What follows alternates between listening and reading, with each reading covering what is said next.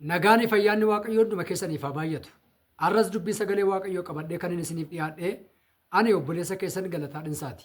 Kutaa sagalee Waaqayyoo keessaa guyyaa irraa Wangeela Yohaannis boqonnaa 9 lakkoofsa 1 irraa kaasee nan dubbisaa isumarratti sagalee Waaqayyoo wajjin baran.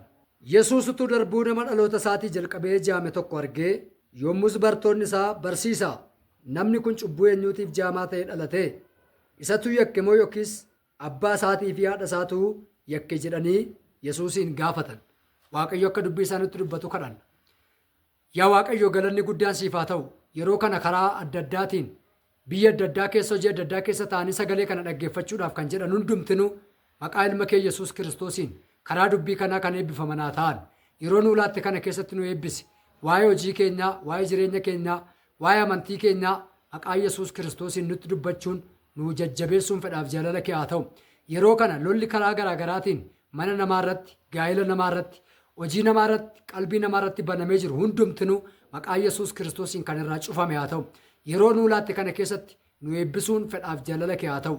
Daangessituun ergaa kanaa, gufuun ergaa kanaa maqaa Yesuusiin lafa jiranitti kan kufan haa ta'an. Ayyaanni kee nu wajjin haa ta'u. Maqaa ilma kee Yesuusiin. Ameen. Wangeela Yohaannis boqonnaa 9 lakkoofsa 2 irra dhaabbachuudhaan mata duree maaliif ta'e jedhu irratti wal wajjin ilaalla. Kutaa kana keessatti gooftaan Yesuus utuu deemaa jiru bartoota isaa duukaa bartoonni isaa isa duukaa deemaa jiran waan tokko argan.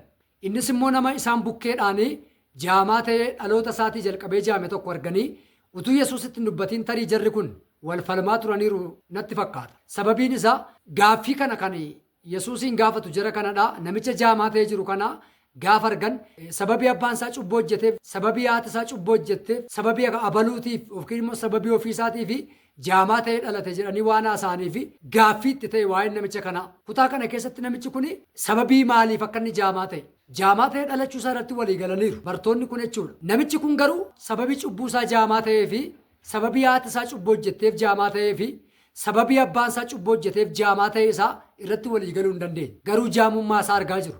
Garuu jaamaa ta'ee dhalatee argamaa jira. Sababii kanaaf gaaffii guddaa of gidduudhaa qabu bartoonni kun eenyutu akkas isa godhe? Maaliif akkas ta'e? Karaa kamitti dhufe? Cubbuu maaliitiin isa qaqqabe jaamummaan kun kan jedhu gaaffii bartoota kana gidduu turedha. Gatii kanaaf gara Yesuusitti siqaniitti bartoonni kun barsiisaa namichi jaamaa ta'ee dhalate kun sababii maaliitiif cubbuu eenyuutiif sababii cubbuu abbaa isaaf moo sababii cubbuu haadha isaaf moo sababii cubbuu ofii isaatiif jaamaa ta'ee dhalate jedhanii Yesuusin gaafatan. Yeroo kana jarri kun yookiin afaan Yesuus irraa waa eegaa jiru, yookiin abbaa isaa yakke akka inni jedhu, yookiin haadha isaatu yakke akka inni jedhu, yookiis immoo mucichumatu yakke akka inni jedhuu fi Yesuus irraa waa eegu. Arras namoonni baay'een waldaa keessaa biyya keessaati namoonni tokko tokko gaafa namni mudannoo wayii mudatamu, gaafa namni dhukkubsatu, gaafa namni waa ta'u sababii akkasiitiif akkas ta'e namaan jedhu ollaadha. Waldaa keessaa biyya keessaati yoo namni tokko waa ta'e ikkoonni silayyuu sababii akkas hojjetaam kanaaf cabe, kanaaf kufe, kanaaf akkas ta'e, kanaaf dhukkubsate, kanaaf du'e namaan jedhu. Namoonni akkas jedhan irras jiru jechaadha. Namoonni tokko tokko immoo cubbuu abaluutu irra bu'eem, cubbuu abaluutu akka isa godheem kan jedhanis jiru. Isa kana fakkaata gaaffiin namoota kana. Barsiisaa sababii maaliitiif akkas ta'edhanii gaafatan.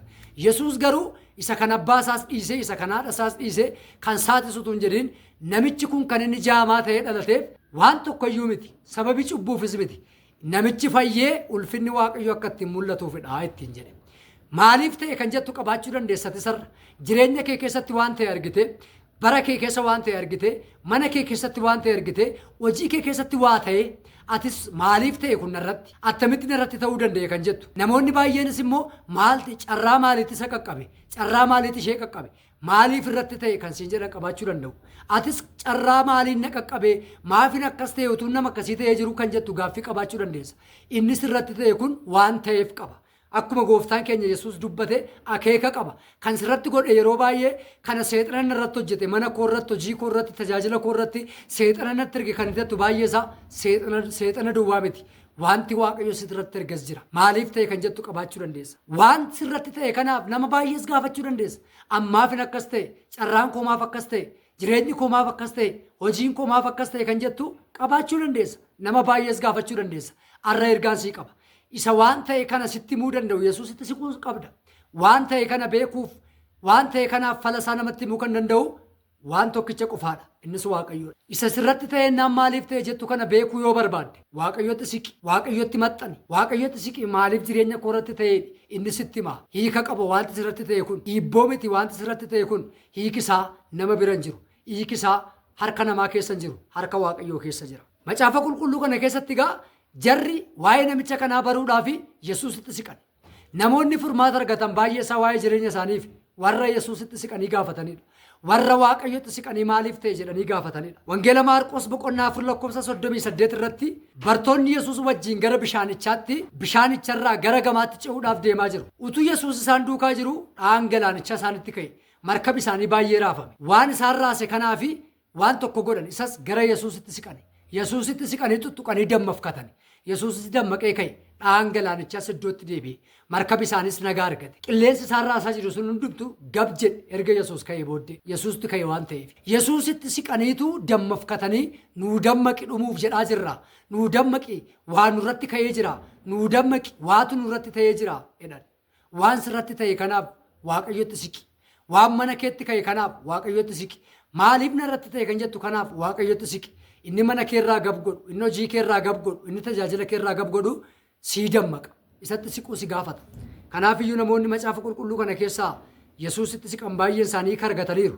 Wangeela Luqaas boqonnaa 8:44 dubartittiin waggaa 12 dhiidde yeroo tokko Yesuusitti siquurraa kan ka'e jireenyi ishee nagaa argate.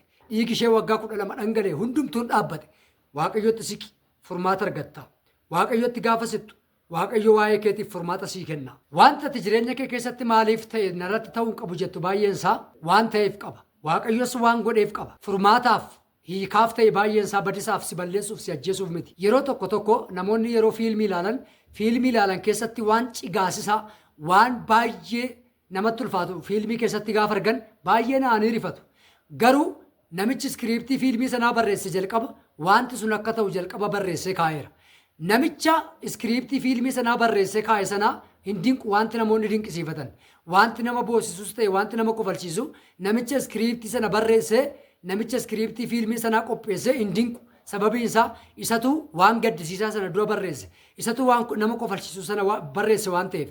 Namoonni ilaalan garuu aaraa ta'anii erga hojjetame taatota warri ilaalan baay'een kaan hin dinqamu, kaan hin gaddu, kaan hin aaru waan meeqa ta'u iskiriiptii jireenya keenyaa kan barreesse Waaqayyoodha. Waaqayyo iskiriiptii jireenya keenyaa barreesse lafa waan kaa'eef waan amma nurratti ta'u kana ofiisaa beeka. Waan amma nu mudatu kana ofiisaa beeka. Kanaafiyyuu waan ta'esatu beeka. Isa gaafachuutu nurraa eegama. Maarqos boqonnaa 11:4 irratti Alaazaar utuu Yesuus waamamaa jiru, utuu Yesuus dhufaa jiruudha kan inni du'e. Yesuus utuu inni isa qaqqabiin utuu inni isa bira hin gahin du'e. Yeroo sana namoonni baay'een utuu jaallata ta'een dhufa ture. Amma garuu Alaazaar hin du'e. Utuu Yesuus dhufeera ta'e garuu akkas hin ta'u amma garuu hiikan qabu. Maaliif ture Yesuus? Maaliif dafee dhufuu dide Yesuus? Jedhanii namoota baay'eetu dubbate. Maartaan fa'aa Maariyaan fa'aa dubbataniiru. Maaf akkas ta'a? Yesuus maaliif hin dhufne? Maaliif hin qaqqabanneedhan? Yesuus waan tureef qaba. Gara mana keetti dhufuu yoo tureera ta'es gara hojii keetii, gara affeerraa keetii, gara waamicha keetii, gara dhimma keetii, gara satitti waan ta'e kana Yesuus dhufuu yoo tureyyuu hakeeka tureef qaba. Waan tureef qaba hin ariifatiin. Gaafa dhufu waan hojjetu qaba. Wanti ta'e kun hundumtuu waan ta'eef qaba. Wanti ta'e kun hundumtuu akeekaan ta'e.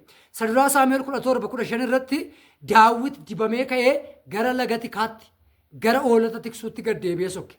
Namoonni tokko amma dibamee ka'ee, waamamee ka'ee, waamicha tuun qabu, dibata utuun qabu, lafa akkasii jiraadhaa, waan akkasii hojjedhaa, wanti kun nama daalu, iddoon kun nama daalu kan jedhan baay'een jiru. Waan ta'eef qaba. Waamamtee kaatee laftitti jiraattu kun lafa waamicha kee fakkaachuu dhiisuu danda'a.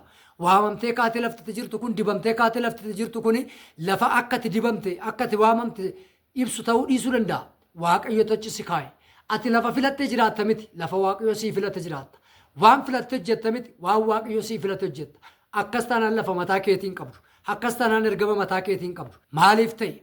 Laftiin jiraadhu kun maaliif akkas ta'e? Waan hin hojjedhu kun maaliif akkas ta'e kan jettu ergaan sii qaba. Waaqayyotu si kaa'e. Waaqayyotu akka ta'u godhe. Waan sirratti ta'e kun immoo bara baay'eef gaaffii sirratti ta'eera yoo ta'e isa sitti himuu danda'u Waaqayyotu siqi. Waaqayyo waan godheef qaba. Bakka adda addaa teessanii jireenya keessan keessatti iddoon kun kan koo miti kan jettan Waaqayyo beekaa si kaa'e. Amma Waaqayyo si kaa'etti teessa. Waan garaagaraa gochaa hojiin kun kan koo miti kan jettan Waaqayyotu si hojjechiisaa jira. Qorumsa gatii qabaateef kan koo miti hin jedhiinaa. Lola waan qabaateef kan koo miti hin jedhiinaa. Lafa lola qabu kana, lafa qorumsa qabu kana Waaqayyotu si kaa'e. Gaaffii yoo ta'e waa'een kee waan ta'eef qaba. Waaqayyo tochi si kaa'e. Yeroo isaatti Waaqayyo waan godhu qaba.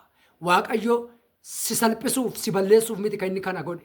Ulfina isaatti mul'isuuf waa'ee kee gara dudduubaa ulfinaan xumuruudhaaf Waaqayyo lafa akkasii si kaa'e. Waaqayyo lafa akkasii si jiraachise.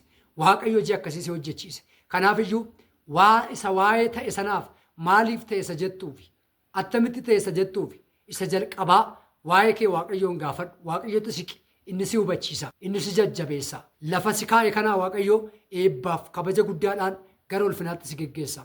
Waaqayyo si naa eebbisu. Dubbii dhageenya kanaan akka eebbifamtan guddaa nan abdadha.